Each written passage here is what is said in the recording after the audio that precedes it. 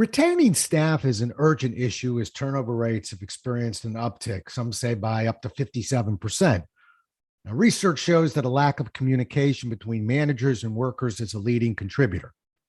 Let's have ourselves a pocket-sized pep talk because I have a guest today who's written a book that's going to help us buck this trend. A pocket-sized pep talk, the podcast that can help energize your business and your life with a quick, inspiring message. Now, here's your host, Rob Jollis. My guest today, Bob Kohlhepp, spent 50 years with Cintas, working his way up the ladder to CEO and finally board chair until retiring in 2016. He's written a new book, Building a Better Organization, and that's what we're going to talk about. Welcome to the show, Bob. Rob, thank you for having me. Okay, you got a book. I know about books here on this side. First, a huge congratulations. Is that your first book? Yes, it is. Good. Well, welcome to the team. I don't want to push you into a second one, but they say when you write your first book, you're an author, and when you write your second book, you're a writer. So we got to get you moving. But welcome to the author club, and pleasure having you. So tell me about the book a little bit. Why, a lot of times we don't find a book, it finds us. So why did you decide to write this book? Well, Rob, I was very blessed, I feel, to have worked for one company for just about 50 years. And when I started in 1967, we had sales of $1.6 billion and 62 employees. And today we have sales of just under $8 billion and 41,000 employees. And I was certainly wasn't just me that accomplished that, but I was a significant part of it. And I learned a lot of things in the process of building a company like that. And I felt like I shouldn't go to my grave with those thoughts and ideas. I should share them with other people to give other people who are in management positions the same insight and learnings that I was able to achieve. And so that's why I wrote the book.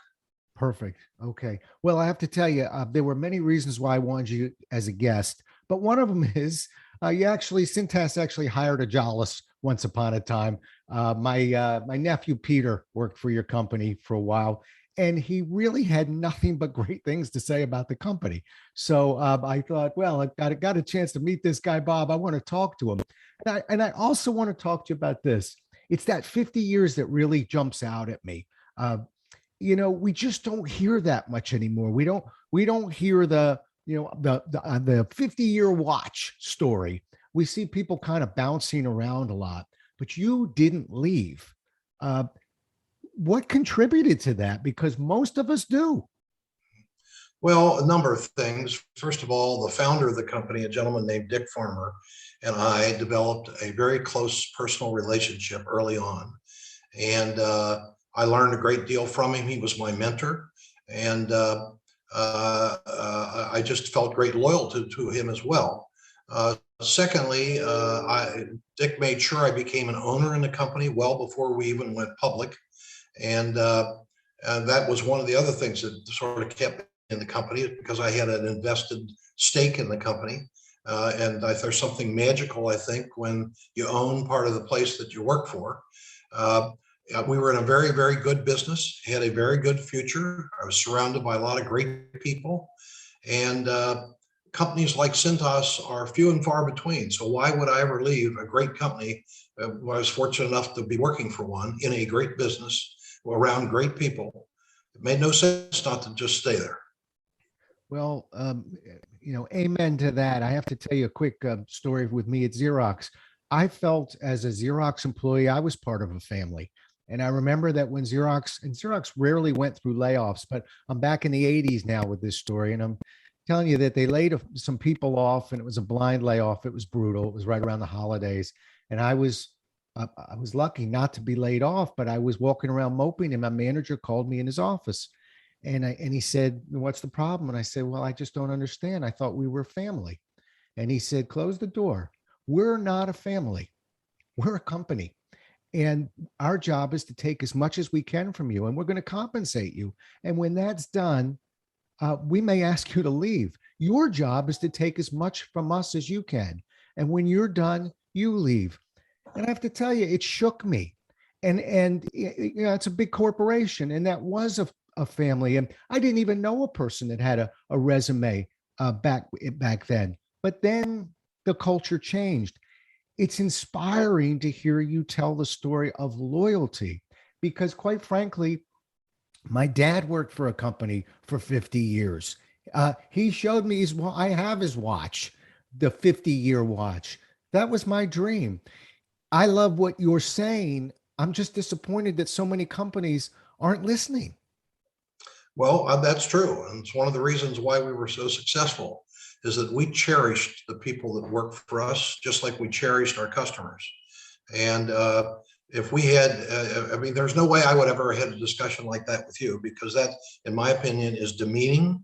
It is not treating you as an individual, not as a asset of the company, but as sort of something you can squeeze the most out of and then throw away.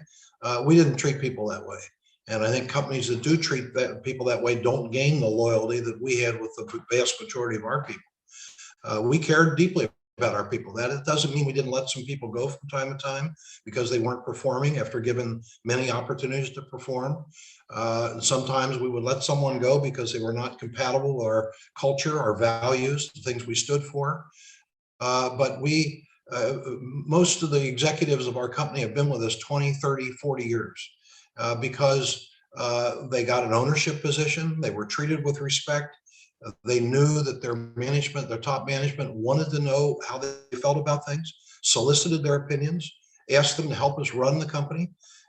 And I think if you do that, you build loyalty and then people stay. Well, like I said, it's a joy to hear that. I really did want to retire from Xerox. That was my goal. I loved the company. I loved what I was doing. And the next morning I had a resume. Now I didn't leave immediately, but I looked at it. I was no longer in a family. I was trying to just sort of look out for Rob, um, my world changed that day. And I'm still close with a lot of my Xerox friends, and I did a lot of consulting work with Xerox. I love the company, but I loved it when it was a family. And just like you said, not everybody works out in a family. We understand that, but high performers who want to continue to work hard, uh, we're given the loyalty side. We need it from the company, and they need to walk that walk. And it's just impressive that no wonder you saw that type of growth and loyalty within the company. So let's stay there. Turnover rates have experienced this uptick. Okay. And I'm assuming there's a lot of causes for this. Uh, Talk to me about one or two. We've hit on loyalty, but tell me a little bit more about why you think that uptick has occurred. Well, I think it's occurred for several reasons. I think number one, there's a labor shortage. There are more jobs than there are people to fill them. And so you have a lot of companies competing for labor, meaning that they'll meet with somebody and say, I'll pay you 10% more than you're making now. Come to work for me. That's one thing. I think COVID is another thing. When people are working remotely, it is difficult for management to develop the relationship with someone that they don't see face to face. They can't go to lunch with them at the office. They can't, have the talks at the water cooler, so to speak. And therefore, you can't develop that personal relationship when people are working remotely, which has happened quite a bit. That's changed somewhat, but there are still a lot of companies that do that. Extremely difficult to develop a relationship with somebody strictly through Zoom meetings. I think that's another factor, but those would be the two major factors, I would say. Right. It's communication. But now I'm going to go to bat for the employee for a moment. All right. So you be the CEO, I'll be the employee. And I'm going to tell you just a statistic that I heard. And so it's been one of my causes when I conduct training for corporations, even when I'm doing sales training, sometimes to crowbar this module in just to get it in there, that from the employee side, and I've got to go pre-COVID on this, by the way. So the world has changed. But pre-COVID, I saw a number that said 83% of the employees were leaving due to a lack of recognition. And they just didn't feel like they were getting recognized within the company. Any thoughts about that? Yeah, I think I think, again, that's incumbent upon the management of the company to let people know that they care about them, they want them to be successful, they want to help them. Um, we were very direct with our people, and someone was not performing. They knew it, but they knew what we didn't like, what we wanted to change, coaching, whatever they needed to improve. Um, I think people don't work for just money, and too many managers think that that's the case. They want to be heard. They want to be communicated to. I've often said over communication is an oxymoron. You can't over communicate. Uh, when we would have performance reviews with our people, when I would personally, they would last for a couple hours. And we do that in 6 months, a year, and then every year thereafter. But we would sit and talk. And the last thing I always say to a person who worked for me was, is there anything I can do differently to help you do your job better? Are you happy here? Is the job what you thought it was going to be? Is the company what you thought it was going to be? And so they got the sense, and I'd ask lots of questions like that, because it was just as important for me to know how they felt about me and the job and the company as it was for me to give them a performance evaluation. And so you need that two-way communication. It can't be all down and nothing up. And so once you create that environment, and it took sometimes 2-3 reviews before you built that trust with an employee, they would level with you and tell you, this is bothering me, or Joe over here is driving me crazy. And well, why? And they tell you. And then we talk about what can we do about that. But once you get that two-way communication going, people feel like they're being heard. They feel like they're being listened to. They feel like they're contributing, and they're part of the company. And when you do that, that doesn't mean you never lose someone, but your loss of good employees will go way down. The other thing we did is, when we had a good employee walk in the door one day and say, I got a better job, somebody's paying me 20% more than you're paying me, and I'm going to leave in 2 weeks, we put a full court press on that person. We talked probably, I would say, 1 of every 4 or 5 of people who came in and resigned out of leaving, because we knew how important they were to us. We knew how costly it was to have that turnover, because we put a dollar amount on turnover in every position in the company. And if any company would do that, they would realize just how important it is not to have turnover. But every manager will tell you people are their most important assets, but they don't live that talk. They don't walk that talk. They don't treat them like they're the most important assets. And that's why you have the turnover. Right. Well, you hit on a couple of really great things, Bob. And first of all, it goes back to that communication, trust. And I actually teach trust sometimes in sales. And I've told them that I can process almost anything except trust. It's very hard to build a repeatable, predictable process for trust. Objection handling, opening tactics, urgency. I can build you a model that will do it. Trust takes time and patience. And you have to say what you do and do what you say. And you can't just ask for it and demand it. So, but you hit on something else, which if we call it a whiffum in the sales world. What's in it for me? From the management standpoint, that whiffum is, you're right, it costs a lot of money to train these people. So that's why we build trust. That's why we build confidence. And I love something else you said, Bob. I actually distribute a list of 25 non-financial reinforcers, is what I call them. But a management, unfortunately, sometimes we call it unconscious incompetency. They don't know that they don't know. They think that, well, why would I recognize? I've got a superstar. I recognize the superstar. He's got a plaque and a star on his door. I've got a few people I probably made a mistake with, and we'll sort that out. And then I've got this pack in the middle. And when they do something exceptional, I'll recognize them. And therein lies the problem, because it's not that I want to create things to recognize. It's that sometimes being at your desk on time every morning can serve as a point of recognition. A, do you think I'll be late in the morning tomorrow? And B, it opens up the door for that conversation you just talked about, which says, now what else can I do to help you here? And there we start putting that foundation in for trust. I wish people, and we'll move off this, but I wish people would stop looking for spectacular events to recognize people for. And I can hear it right now of, yeah, but what about performance review time? Learn how to give recognition. Don't bring Bob in and say, I just want to tell you, you're a swell guy and you're doing great. No, I want to tell you on that case that you did with that client, you did a tremendous job, and I'm personally grateful. And that protects us also. So it's really a lack of information. But we'll leave this now. I love both sides of this, of the employee and the company trying to come out the other side, which is retention and loyalty. That's where it's at. Okay, we all have mentors. Mine was my dad. Mine was a guy named Larry DeMoncas. My dad taught me how to sell, and Larry DeMoncas taught me how to be a trainer. How about you? Well, my mentors were two people come to my mind, my father as well. But my primary mentor was our founder, Dick Farmer. I joined the company when I was 23 years old. He was 32. I came from a financial background, and I brought financial expertise to my job. Dick was an incredible motivator. He was an incredible strategic thinker. He knew how to solve problems and analyze problems. And he taught me all those things. I taught him a few things, but he taught me a lot more than I ever taught him. And I worked with him for 50 years. Unfortunately, Dick just passed away this past summer. And he and I became extremely close because we worked so well together. But there were times when he chewed me out and let me know he didn't like something I was doing.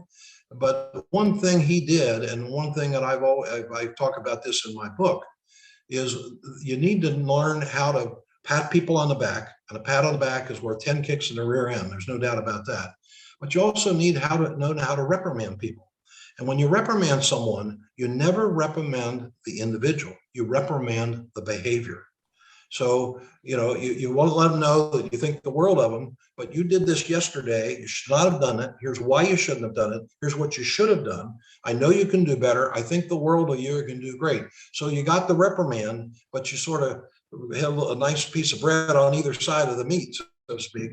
And so many people start off a conversation with, you big idiot, why did you do that? Well, a person doesn't hear another word you say when you start out that way.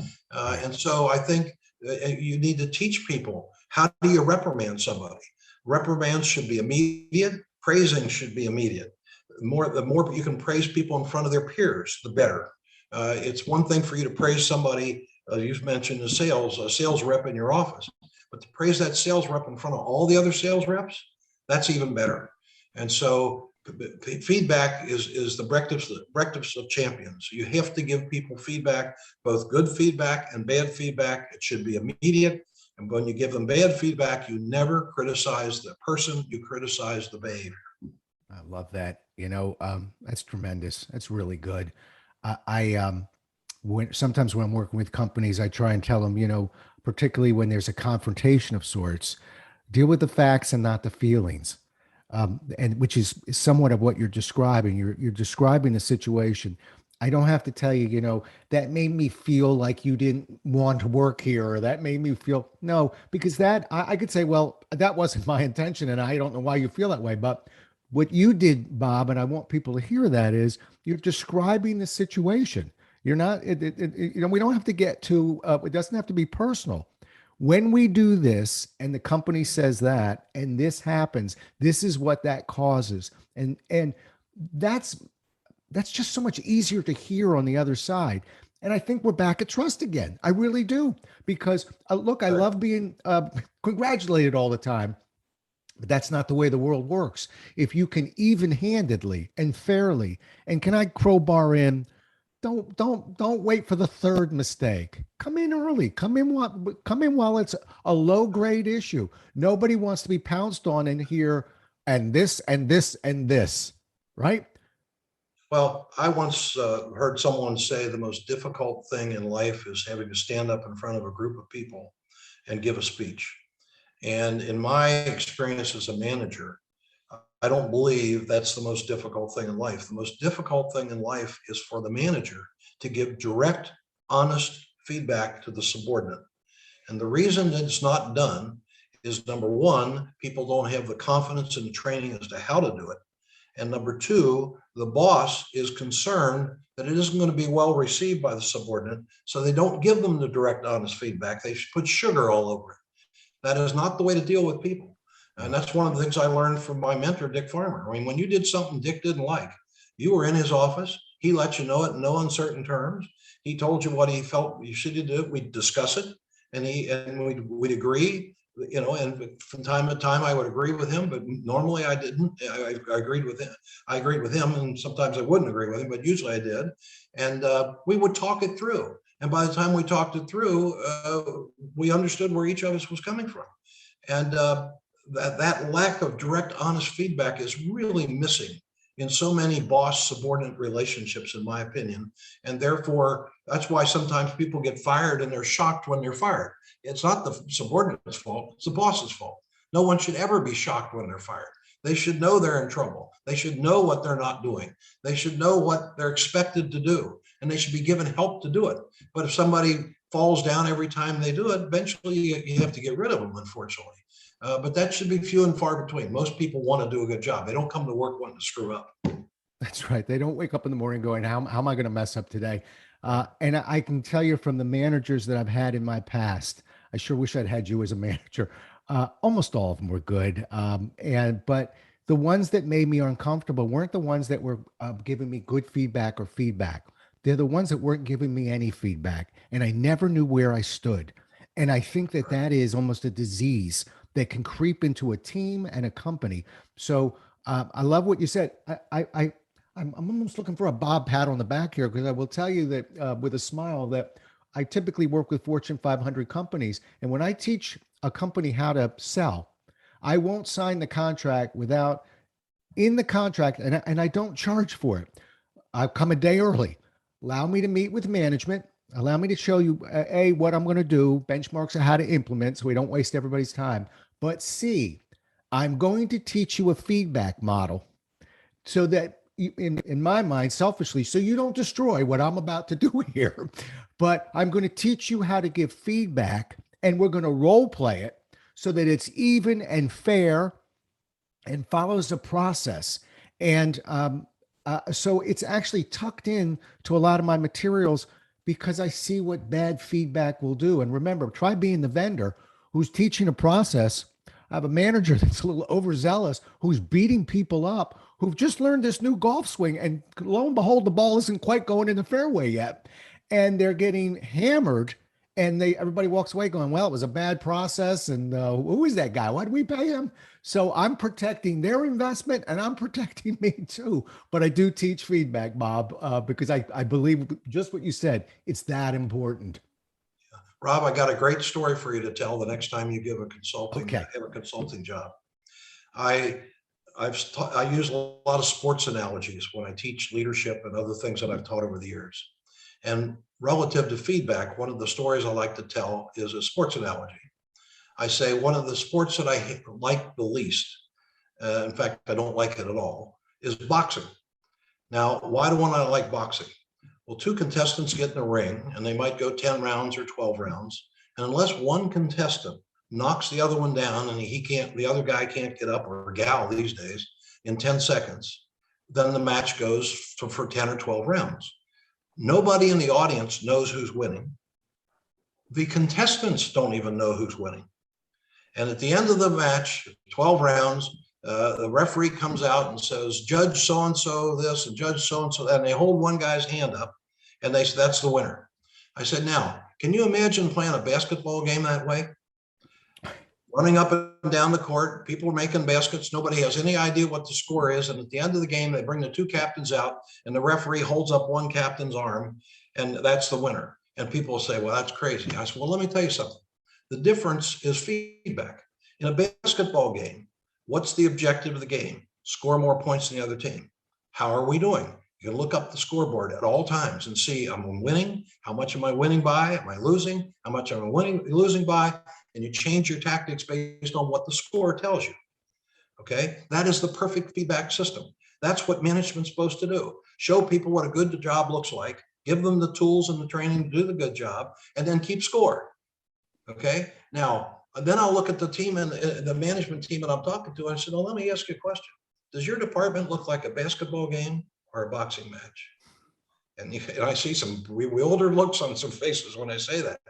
Basketball is a perfect feedback system. boxing is the worst feedback system. And if you treat people like they're boxers instead of basketball players, they don't know whether they're winning or losing. And so you just can't operate that way. Okay, I'm memorizing that because yes, I've just come up with a good story I thought of. No, that is a wonderful story, great analogy. And as a former player and 10 years as basketball coach, I believe me, most of my decisions were made on that clock and that score. And if you took that clock away from me, you might as well just give me a rocking chair. I'm of little value to you. Great, it's a great analogy. Great analogy. An industrial engineer will tell you that you can get a 15% improvement in productivity just by putting the numbers up on the wall because you're giving people feedback. Right. And yet so many managers don't get that for some reason. Yeah. Well, and I love that because you're right. Let's not put them up. Let's just work. Let's just work. But don't worry. At the 1 yard line, I'll show you what your numbers are. And then we can see how we're going to adapt or adjust. When you put it that way, Bob, it's ridiculous to think any other way but this way. That's wonderful. All right, if you could go back, last question. If you could go back in the Wayback Machine and visit a young Bob, give me one or two lessons that you've learned along the way. You might whisper in his ear. Well, I would say one major lesson that comes to me when I was very young. I was 23 when I started. I came from an accounting profession.